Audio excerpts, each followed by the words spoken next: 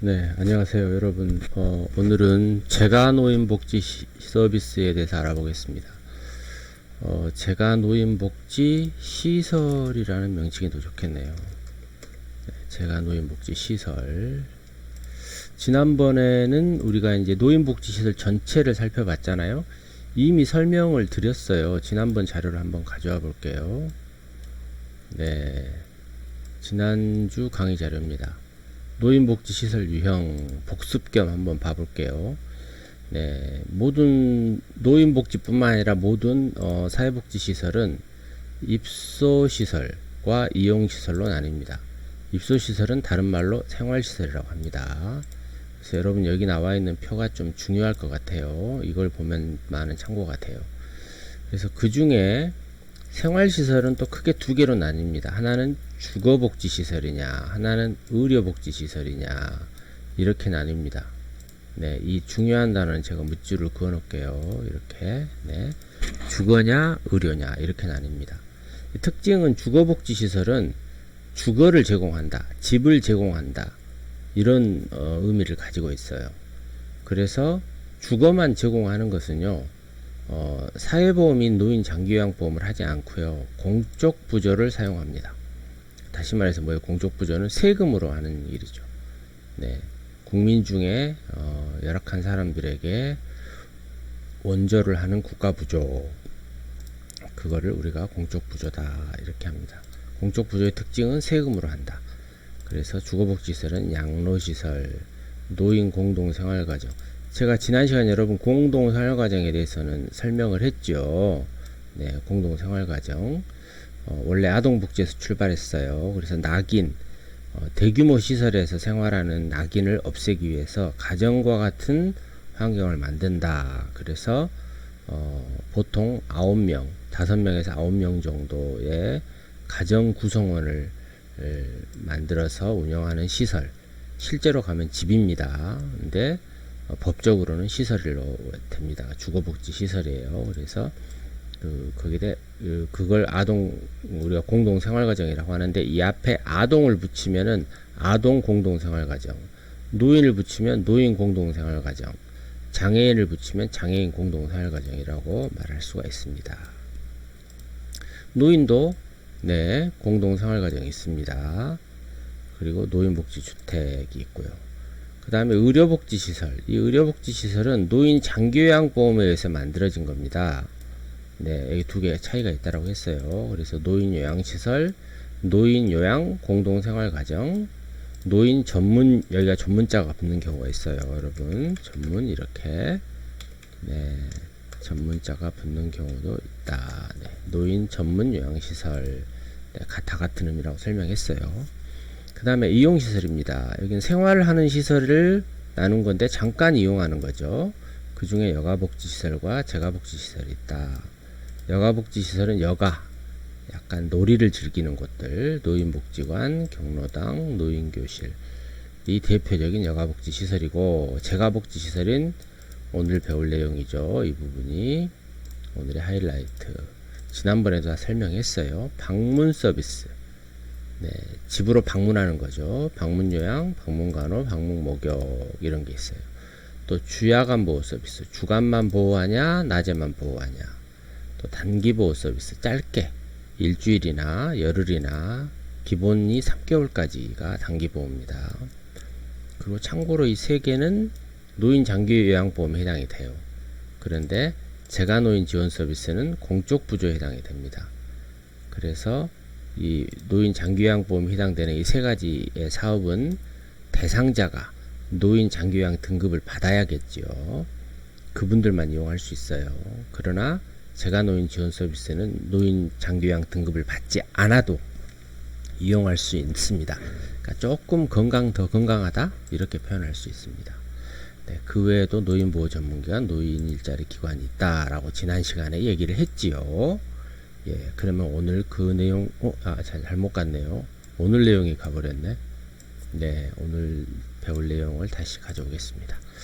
그래서 처음에는 재가노인 복지 서비스 이해, 그리고 종류, 현황, 이렇게 오늘 재가노인 복지 시설에 대한 개념은 정리를 하도록 하겠습니다. 먼저 재가노인복지 서비스 이해입니다. 제가 집에 머물러 있다. 네, 집에 머물러 있다라는 그런 뜻을 가지고 있죠. 그래서 집에 머물러서 사회복지 서비스를 받는다 이런 겁니다.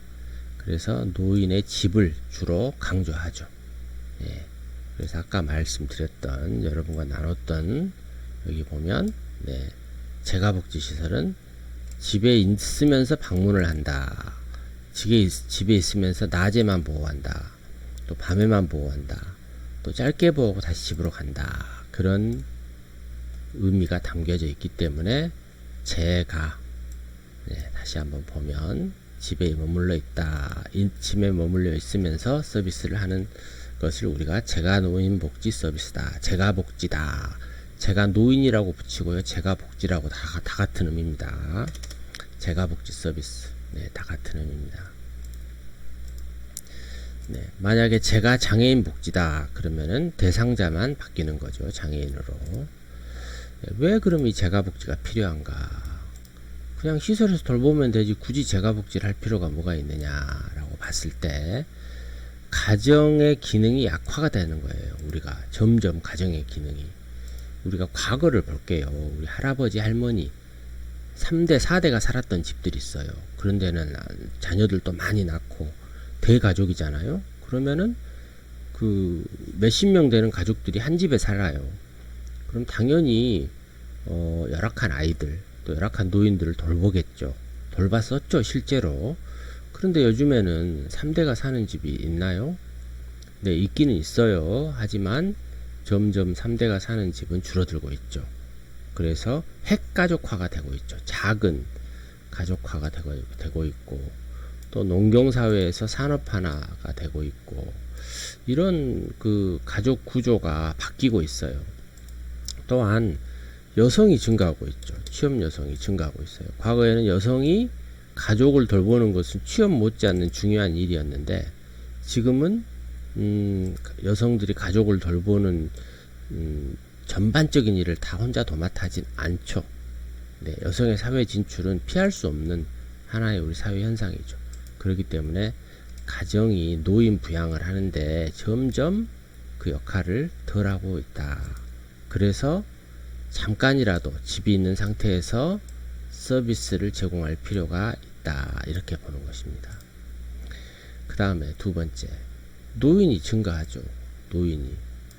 예, 요즘처럼 노인이 많이 증가하는 시대가 있었어요. 인류의 역사에서 수만 년 인류의 역사에서 이렇게 100살 막 120살 이렇게 사는 그런 시대가 있었어요? 없었어요. 우리 노인복지는 첫 시간에 새로운 인류가 나타났다. 노인이라는 인류다. 우리 인류의 역사에서 이렇게 오래 살았던 시대는 없다. 뭐 과거에 환갑이면 잔치 벌어주고 했는데 지금은 60대는 뭐 젊은이에 속해버리는 그런 시대까지 와버렸죠. 네. 그래서 노인이 많이 증가해요. 그러다 보니 보호를 필요로 하는, 그래서 요보호라고 하죠. 우리가 보호를 요하는 요보호 노인층이 증가를 하게 되고, 또 기존의 시설만으로는 대응하기가 어려워요. 아까 여기서 나왔던 이런 양로시설, 노인 공동생활가정, 노인 요양시설 이런 데만으로는 그 많은 노인을 감당하기가 어려운 시대가 와버린 것이죠. 그렇기 때문에 재가복지가 필요하다라고 보는 거예요. 재가복지가 필요하다. 그 다음 세 번째, 다양하고 복잡화된 욕구가 생겨요. 복지 욕구가 발생한다는 것이죠. 과거에는 그런 욕구를 들어주기가 어려웠어요. 왜? 복지라는 개념이 우리가 일반화가 되지 않았어요. 근데 지금은 국민들이 복지를 요구하는 것이 아주 일반화가 돼 있어요. 국가가 돌봐야 되지 않냐, 노인을. 이게 합의가 돼버렸어요. 우리 사회가. 가정이 돌볼 필요 없다. 국가가 돌보자. 이 사회가 돌보자. 이렇게 합의가 돼버렸어요. 그래서 우리나라는 노인 장기요양보험을 만들고 있죠. 이미 시행하고 있죠. 2008년도부터. 그래서 아주 어려운 노인 장기요양 서비스를 필요로 하는 노인들은 어느 특정 개인이 할 필요가 없다. 가족일지라도 그 가족이 돌볼 필요가 없다. 이 사회 보험으로서 돌봐야 된다. 이렇게 돼가고 있어요. 그러다 보니 복지에 대한 욕구가 아주 다양하게 증가하고 있죠. 네. 그리고 많은 걸 요구해요. 우리 국민들은. 과거에는 이걸 국가에 요구해도 되나? 이렇게 생각했는데 지금은 그렇지 않아요. 이것도 요구해볼까? 저것도 해볼까? 라는 거죠. 그런데 그 요구가 모두가 요구하는 요구다. 그러면은 하나의 건 사회적 욕구로 봐집니다. 다시 말해서 복지 욕구로 본다는 것이죠. 그래서 우리 사회는 모두의 욕구라면 그걸 들어줄 수밖에 없어요. 합의가 돼버렸기 때문에. 네, 그래서 재가복지가 필요하다라는 거죠. 다음에 효율성인데요. 효율하면 떠오르는 단어가 뭐죠? 네, 항상 돈입니다. 효율성 하면 돈. 인력을 조금 들이느냐, 시간을 조금 들이느냐, 돈을 조금 들이느냐. 하지만 인력도 돈이고 시간도 돈이잖아요. 그래서 재가복지 서비스는 시설보호보다 아까 얘기했던 이런 노인 요양시설보다 양로시설보다 훨씬 더 적은 돈으로 더 작은 돈으로 운영할 수 있다. 그래서 시설보호보다 더 효율적이다. 그렇기 때문에 재가복지는 필요성이 있다. 이렇게 보는 것입니다. 네. 그 다음 세 번째, 노인복지 서비스의 이론적 모형입니다. 어떤 이론을 가지고 있느냐? 재가노인복지 서비스는 대체 모형이라는 이론을 가지고 있습니다. 이 대체 모형, 뭔가 대체한다, 바꾼다. 그런 것이 어떤 일을 바꾼다. 이런 뜻을 가지고 있죠. 네. 새 것과 바꾼다, 다른 것과 바꾼다. 이런 뜻인데, 대체한다. 그럼 뭘 대체하냐? 공식적 서비스가 비공식적 서비스를 대체한다. 이건 무슨 말이냐? 자, 가정의 기능이 비공식적 서비스인 거예요. 그리고 국가가 하는 것은요, 국가가 제공하는 것은 공식적인 거예요. 다시 말해서 가정이 제공하는 비공식적 서비스를 국가나 사회가 제공하는 공식적 서비스로 대체하는 모형이다. 이렇게 보는 겁니다. 네. 대체가 가능할까요? 가능합니다. 그게 아까 얘기했던 방문요양이라던가 방문목욕, 또 주간보, 야간보. 낮에는 가족이 없잖아요. 낮에 다 돈 벌러 가야죠. 그러니 누가 돌봐요? 공식적인 서비스인 요양보호사가 방문해서 낮 동안 돌보는 것이다. 뭐 이런 거죠. 그래서 대체할 수 있는 모형이다. 하나의 이론적 모형으로 대체 모형이다. 이렇게 볼 수 있는 겁니다. 그 다음에 세 번째가 이제 위계적 보상 모형인데, 위계. 자, 위계라는 말 뜻이 뭘까요? 뭐 순서가 있다. 뭐 그런 뜻을 가지고 있어요. 뭐 위계. 위계.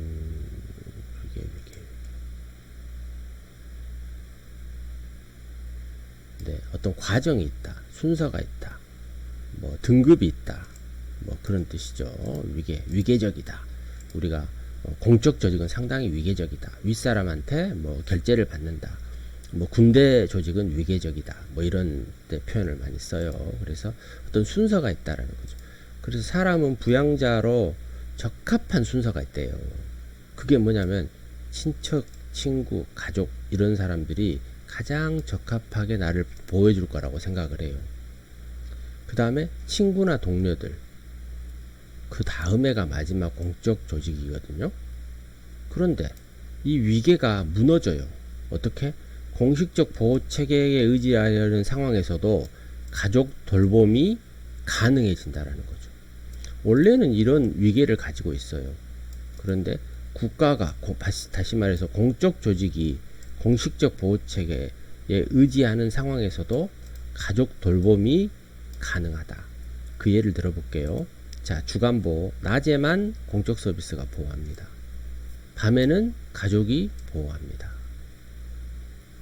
자, 방문요양. 낮에 하루에 4시간만 공적 서비스가 보호합니다. 그리고 다시 남은 시간에는 가족이 돌봅니다. 네, 그 위계를 보상한다. 위계를 보상하는 모형이다. 네, 그런 뜻을 가지고 있어요. 그 다음에 분업 모형이다. 이건 뭐냐면 서로 보완한다. 네, 분업한다. 네, 서로 보완한다. 일을 나누어서 한다 라는 거죠. 우리가 자동차를 생산할 때 한 사람이 자동차를 처음까지 다 분해하고 조립할 수 있어요? 어렵죠. 그래서 한 사람은 타이어만 바꾸고, 한 사람은 뭐 시트만 갈고, 한 사람은 엔진만 붙이고, 이런 식으로 분업화가 되는 거죠. 그럼 훨씬 더 생산성이 더 높을 수가 있겠죠. 네. 그런 것들을 감안했을 때 공식적 서비스인 국가가 제공하는 것과 비공식적 서비스인 가족이 제공하는 것들을 서로 보완한다, 서로 보충한다 라는 거죠. 아까 얘기했죠. 네, 주간보호는 공식적 서비스가 하고 반면은 가족이들 보고 서로 보완한다. 네, 그걸 보고 우리가 분업 모형이라고 얘기합니다. 그 다음에 보충 모형인데요. 보충 모형은 가정이 할 수 있는 서비스가 부족하니까 국가가 보충한다. 이런 거죠. 자, 공식적 케어가 비공식적 보호를 보충한다. 자, 공식적은 뭐예요? 국가가 하는 것이다. 비공식적인 건 뭐라겠어요? 가정이 하는 것이다. 그래서 국가가 하는 것을 가정에 보충한다.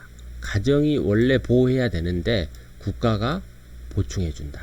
그런 의미로 네, 재가복지 서비스는 이런 이론적 모형을 가지고 있다라는 것을 알 수 있어요. 네, 첫 번째 제 1주제 첫 번째 목차 여기까지 진행할게요.